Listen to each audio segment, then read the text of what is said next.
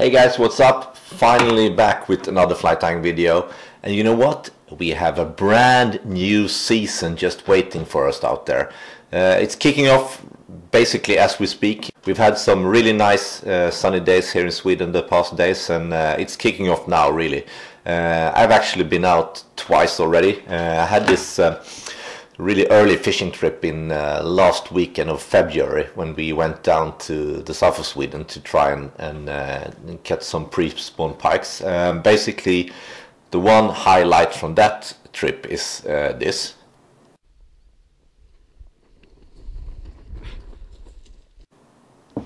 Yeah, you guessed it. It wasn't that really good fishing, mainly because the night when we got there, the weather turned.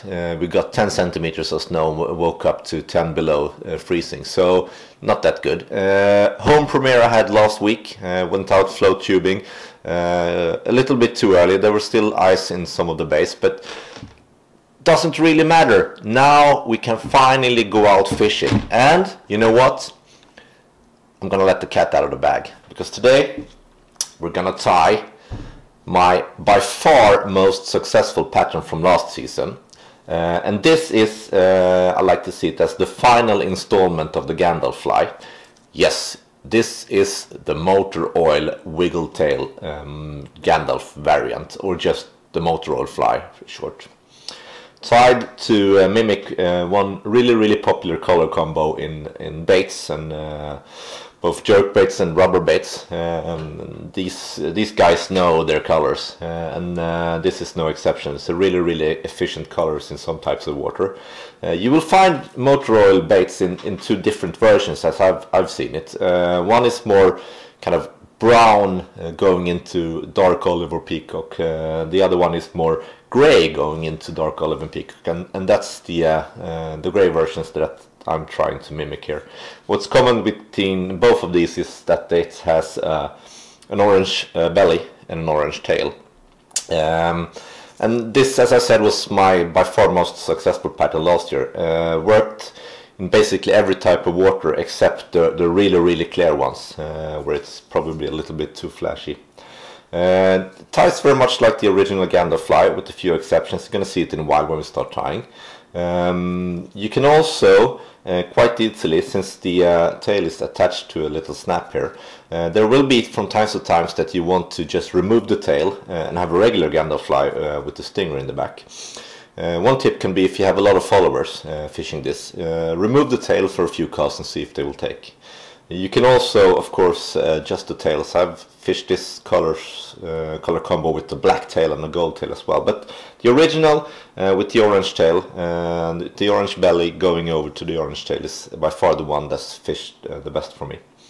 And you know this fly by now, or the previous installments, and it's an easy fly to tie. Once you get used to it, you could probably train a monkey to tie it.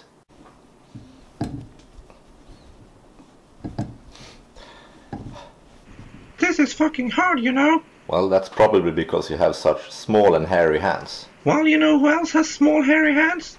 Yo, mama! Yeah, and I think that's it. I fish it sometimes with the steady, constant retrieve, a roly-poly.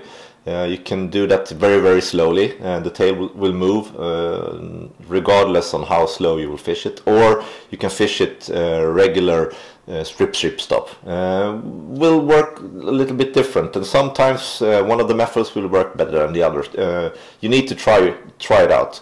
I would say this early in the season, pre-spawning pikes, still quite careful, still quite cold in the water. So experience-wise, I would recommend the slower roly-poly retrieve with quite long stops.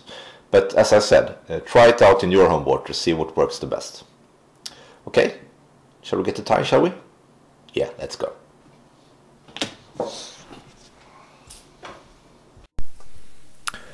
So you will notice that I am gonna tie this fly on a stinger rigged hook done for wiggle tails. I've skipped the part where I actually make that rig, but if you don't know how it's done, check out my other video on making these from last year. I'm gonna leave a link to that in the description. Also, I gotta apologize that the white balance between the close-up and the distance filming varies quite a lot. I'm gonna practice a little bit more with camera settings next time, hopefully it turns out better. Okay, so start by adding some kind of protection to the stinger hook. I'm gonna use the smaller popper head for this. This is just to prevent it from piercing the back of your hand while tying. If you remember the original Gandalf fly, you'll remember that it's built up by two bucktail sections. For the first one, here at the back of the hook, I'm gonna use olive bucktail. Cut off a bunch of bucktail that you remove the shorter hair from by holding it in the tips, while at the same time stroking it downwards with your other hand. Then align the bundle of hair by gently tapping it to the palm of your hand.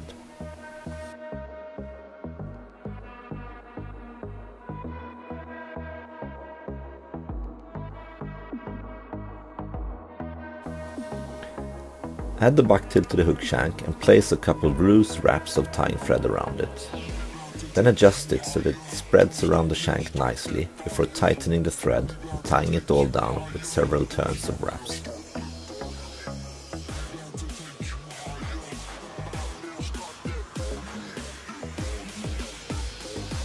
Cut off the waist of the back hair carefully.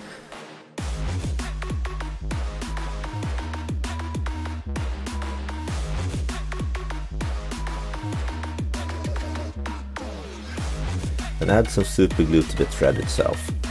And always hold the thread at an angle here so that the glue doesn't run down into the thread bobbin. Then apply a few hard wraps of thread to get the glue into the tying point. Now fold the bucktail back and go through with the tying thread and start building a long tapered cone of thread towards the bucktail, forcing it back into an angle.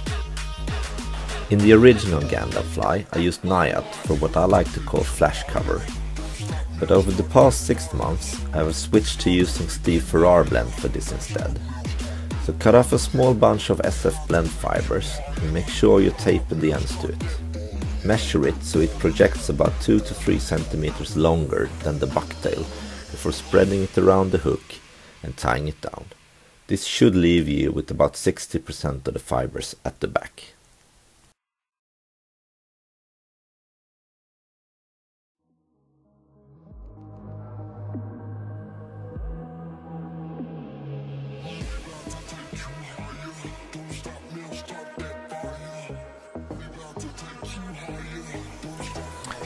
Next, fold back the forward-facing part of the SF fibers and make sure that it's evenly spread around the hook shank once again before tying it down over the same spot.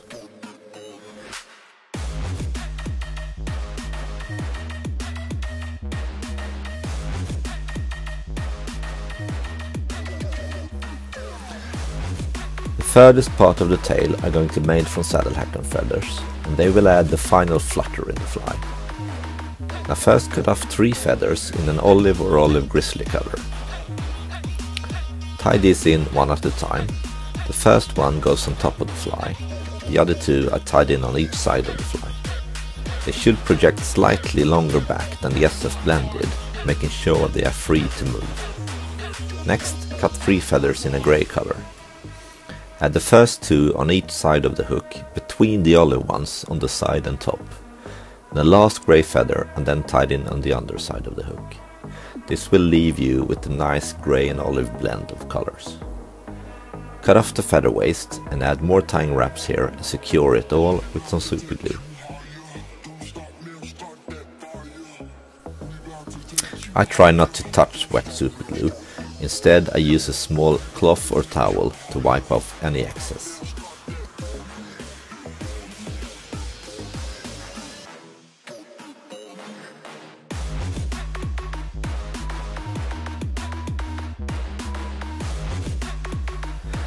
Pick out a small amount of olive magnum Flashabou.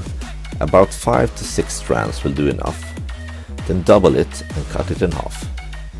Taper up the ends of the flash before you measure it so the flash again is slightly longer than the previous material. The olive flash are going to be tied in on top and sides only of the fly.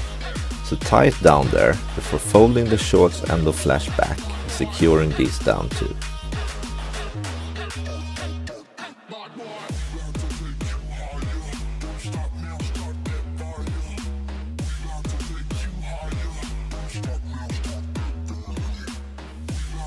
Next, add an even smaller amount of orange Flashabou that you will also double and cut in half. The orange flash should also project longer than the feathers, but this will only be tied in on the underside of the fly. The aim is to have a tiny orange belly of the fly, with the rest of it clearly visible when looking underneath it.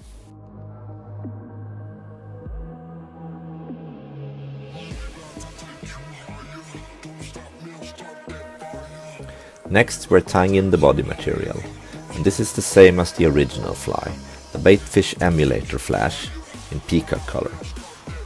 Tie it in front of the flash at an angle, and secure that tying point with super glue before moving the thread forward to a point about 1.5 centimeters from the hook eye.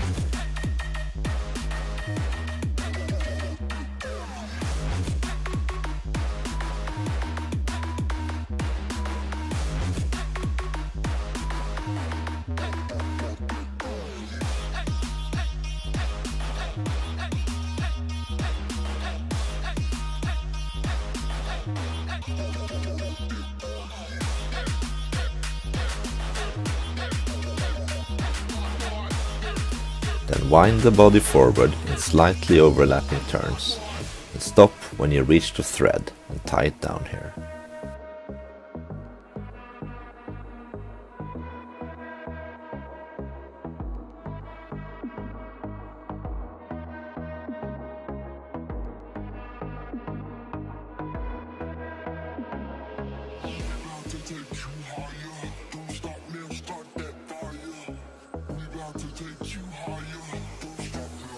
Cut off the waist and add a few more thread wraps here to secure it.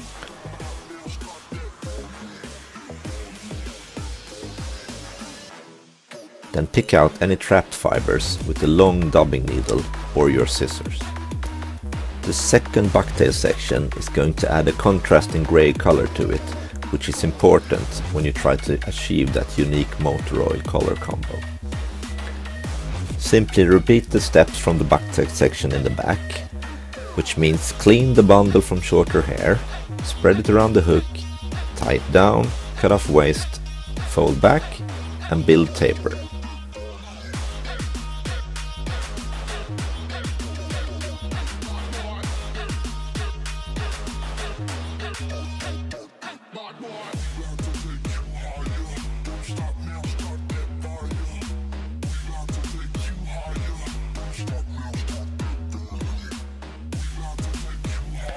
At this point I would say that I had left maybe slightly too little room here at the hook eye.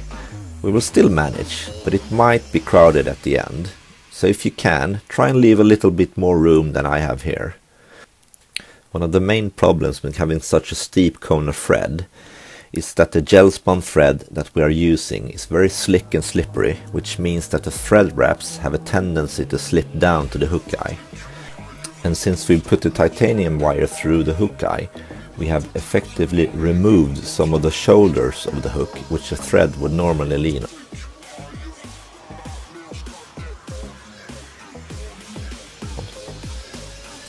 On top of the bucktail, I'm now once again using olive Steve Farrar blend that I've cut down about an inch before tapering the ends and tying it down around the bucktail at roughly a 60-40 spread.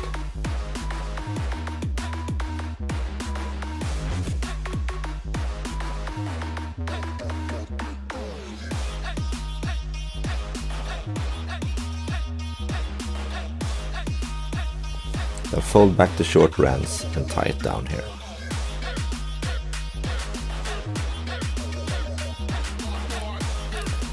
Now we're going to add the same flash as we did for the back section.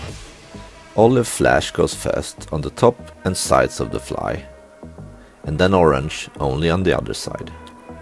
I usually cut down these flash bundles about an inch or so compared to the back section. This will make the fly more tapered and the flash will flutter around the fly more easily.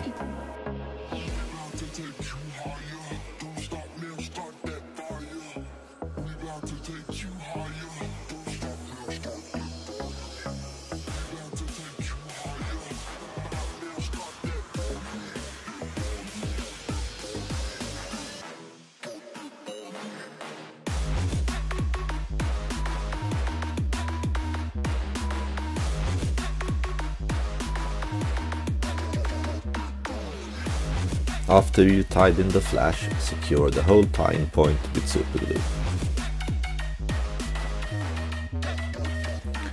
Now we're gonna fit in some head material, which at this point is going to be ripple ice fiber.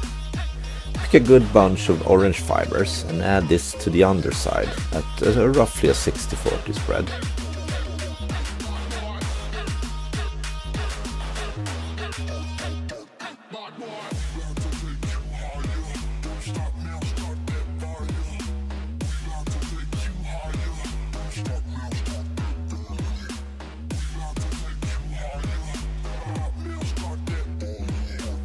Then take the amazing peacock color and add to the top of the fly, also at the 60-40 spread.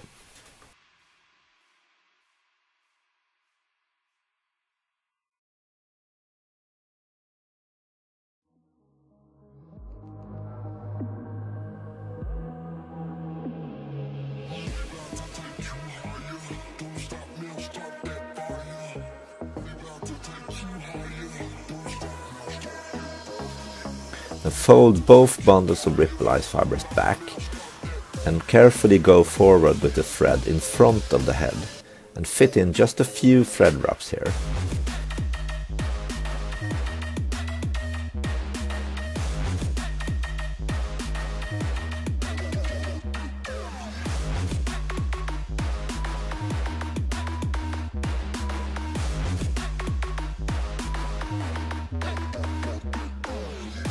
Then add super glue and don't be afraid to add some up into the ripple ice fiber as well, as you hold everything back.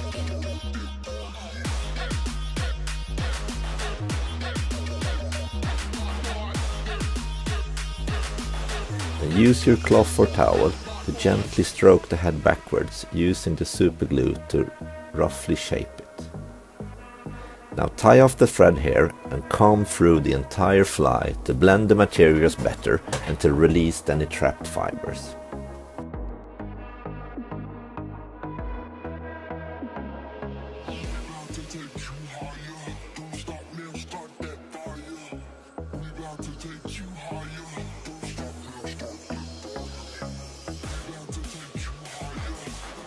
Finally, add a couple of 11mm orange UV epoxy ice on each side of the head. And last thing is to use a small amount of UV resin like Bug Bond on top and bottom, just to shape the head to a nice triangular shape.